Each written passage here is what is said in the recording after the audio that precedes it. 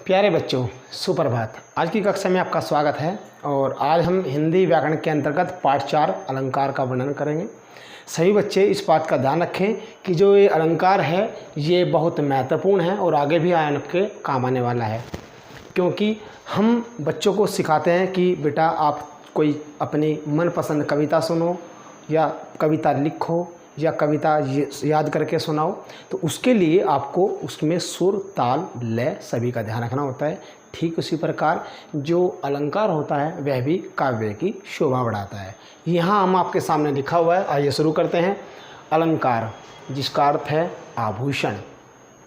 भारतीय परंपरा के अनुसार इस प्रकार महिलाएं सुंदर दिखने के लिए आभूषणों का प्रयोग करती हैं और उनकी शोभा बढ़ जाती है।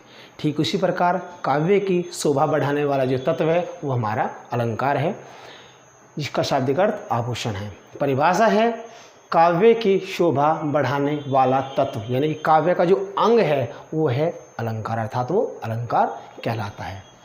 इसके बाद हम अलंकार के भेद पढ़ते हैं। अलंकार के भेद हैं 2, जिसमें शब्दालंकार और अर्थालंकार आपके सामने हैं। काव्य में जो चमत्कार उत्पन्न करते हैं वो चमत्कार 2 प्रकार से उत्पन्न करते हैं, जिसमें काव्य में शब्द के कारण चमत्कार उत्पन्न करने वाले और काव्य में अर्थ के कारण चमत्कार उत्पन्न करने वाले। लेकिन जो काव्य में शब्द के कारण चमत्कार उत्पन्न करते हैं वो शब्दालंकार कहलाते हैं, और जो काव्य में अर्थ के कारण चमत्कार उत्पन्न करते हैं वो अर्थालंकार कहलाते हैं। जैसे उदाहरण यदि हम देखें, उदाहरण शब्द अलंकार का देखें, मैंने लिखा है यहाँ पर उदाहरण शब्द अलंकार, अर्थात ये जो उदाहरण है वो शब्द अलंकार का उदाहरण है। रघुपति राघव राजा राम, पतित पावन सीता राम। यहाँ केवल शब्दों का ही केवल चमत्कार उत्पन्न हुआ है, अर्थात केवल शब्दों को ही महत्व दिया गया है, इसलिए ये केवल शब्द अलंकार है। यदि हम अर्थालंकार की बात करें, आए महंत वसंत, ये आपके सामने उदाहरण है। लेकिन यहाँ आए महंत वसंत का सामान्य अर्थ नहीं है। यदि हम इसका अर्थ निकालें तो बहुत ही गहन इसका अर्थ होगा, क्योंकि आए महंत वसंत, जो महंत अर्थात जो ऋषि मुनि हैं वो किस रूप में आए हैं? वसंत के रूप में।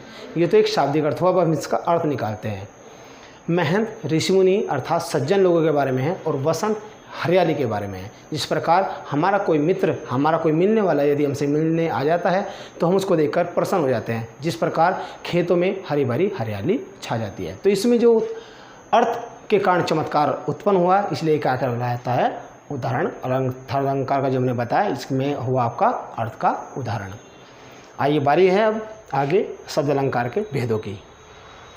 शब्द अलंकार के आपके सामने मैंने भेद बताए हैं, जिसमें अनुप्रास अलंकार, यमक अलंकार और श्लेष अलंकार, 3 अलंकार ही आपके प्रमुख है। शब्द अलंकार आपकी कक्षा के अंतर्गत जो आते हैं वो 3 हैं।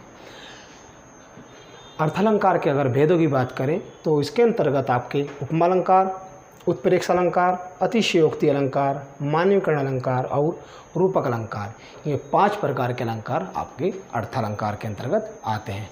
लेकिन प्यारे बच्चों, इसके साथ साथ एक विशेष बात यह है कि इन अलंकारों के साथ एक अलग से अन्योक्ति अलंकार आपके हिंदी व्याकरण के अंतर्गत बताया जाता है।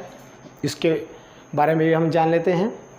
जब किसी उक्ति अर्थात जब किसी कथन के द्वारा, किसी बात के द्वारा किसी दूसरे को कोई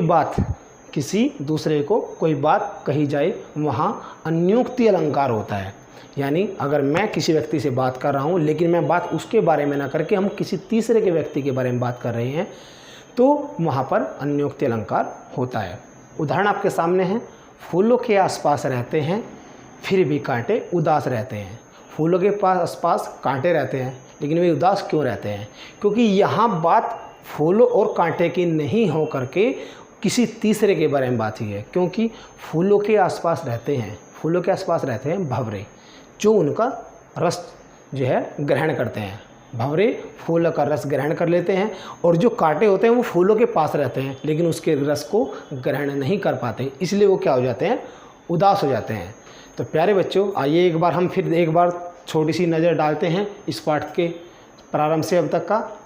अलंकार जो कि जिसका शाब्दिक अर्थ आभूषण है, इसकी परिभाषा मैंने आपको बताई। काव्य की शोभा बढ़ाने वाला जो तत्व है वो आपका अलंकार है। फिर मैंने आपके सामने बताए हैं अलंकार के भेद, जिसमें आपके 2 भेद हैं, शब्द अलंकार और अर्थालंकार। शब्द अलंकार अर्थात शब्द के कारण चमत्कार उत्पन्न करने वाले शब्द अलंकार कहलाते हैं और अर्थ के कारण चमत्कार उत्पन्न करने वाले अर्थालंकार कहलाते हैं। रघुपति राघव राजा राम पतित पावन सीताराम, ये आपके सामने उदाहरण है। और उदाहरण बहुत हैं, जैसे तरनी तनुजा तटतमाल तरवर बहुछाई, या फिर दीन बंधु दीनानाथ दुखियों का दुख दूर कब करोगे, या फिर चारूचंद्र की चंचल किरणें खेल रही हैं जल थल में। काव्य है इसलिए इसको मैंने काव्य के रूप में गाया है। ये सभी काव्य के रूप में गाए जाते हैं। ये हमारे उदाहरण जो हुए वो शब्द अलंकार के हुए। अर्थालंकार के इस उदाहरण के साथ साथ मैं आपको और उदाहरण बताना चाह रहा हूँ।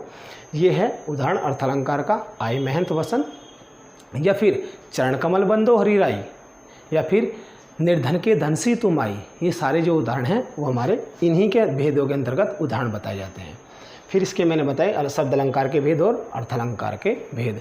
शब्द अलंकार के 3 भेद, अनुप्रास, यमक और श्लेष, और अर्थालंकार के आपके 5 भेद, उपमा, उत्प्रेक्षा, अतिशयोक्ति, मान्यकरण और रूपक अलंकार। फिर मैंने बताया आपको विशेष चीज़ जो कि आपकी अन्योक्ति अलंकार के बारे में बताया है, जिसमें जब बात किसी एक उक्ति किसी दूसरे व्यक्ति के बारे में बताई जाती है, अर्थात किसी अन्य के बारे में जब कोई बात बताई जाए तो वहाँ अन्योक्ति अलंकार होता है। फूलों के आसपास रहते हैं फिर भी कांटे उदास रहते हैं, ये मैंने आपके सामने उदाहरण दिया। तो प्यारे बच्चों, आगे की वीडियो में हम इन भेदों का पूर्ण रूप से वर्णन पढ़ेंगे। मैं इनकी व्याख्या अगली वीडियो में बताऊंगा। तब तक के लिए धन्यवाद।